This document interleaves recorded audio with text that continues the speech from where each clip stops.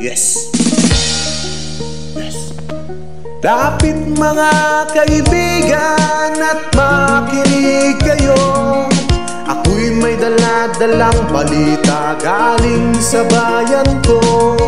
Nais kong ipamahagi ang mga kwento at mga pangyayaring nagaganap sa lupa.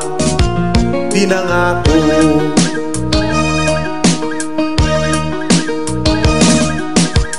ay Pilipino sa isip at sa gawa. Ngunit bakit mga pinuno puro lamang salita? Sang gobyerno na kayang sikmurahin at pagtawanan? May pamilyang kumakain ng kulang sa 2 beses sa isang araw. Minsa'y wala na panlugaw. Bakit ganito kababaw sa pagkain nilangaw at dadaputin at kakainin ng batang gutom? Alam ba ng mga husgado at lahat ng hukom na merong mas masahol pa sa hatol ng kamatayan? Yan ay ikay maging mahirap sa sarili mong bahay. Mga bata na ang dapat na ginagawa'y maglaro, bagkus ay agos ng pawis at magbanat ng buto upang kumita ng ilang pirasong pisong matumis. Kayod sa kamay at paan naman hit sa matulis. Hindi manika ang hawak ng kanyang mumunting baso, bagkus sa taong gulang na kapatid at may baso sa harapan na nagbabaka sakaling lagyan ng pambili ng tinapay na pinlaman sa tiyan. Mga pinunong bagong mamatay at magkasakit.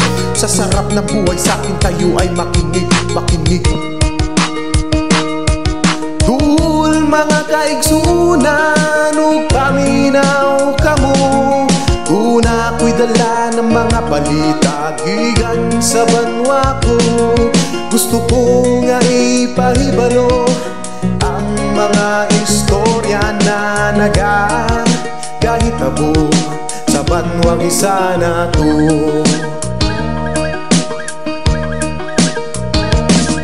Bakal na dumudura ng apoy at ng pingga, tangan-tangan at balot ng kasuot ang pandigma. Bakit di mapagtugma ang mayaman at duka? Sa pananaw ang kapalit ay hapis at pagluluksa. Pare-parehong sundalo, Muslim man o Kristiyano, ilan man na masawi. Di mo alam sinong panalo. Walang panalo dahil sa ulit tayo ang talo. Pinoy ang nasa loob ng atakol na sinarado. Yan ba talaga sumpa dito sa lupang pinangako? Respeto at pagmamahalan ay pilit na tinatago. Lawin hindi mga dapo, mga pak na limitado at nakakulong sa selang may walang susing kandado. Kailan kaya matatapos ang pag-agos ng dugo at ang kapayapa ay makawakan ng buong buo?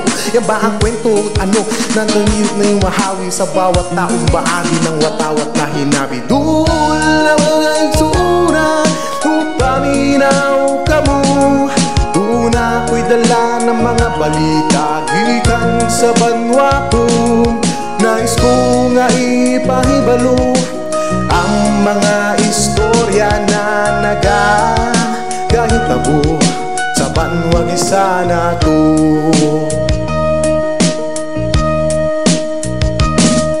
Lapit mga kaibigan at makinig kayo.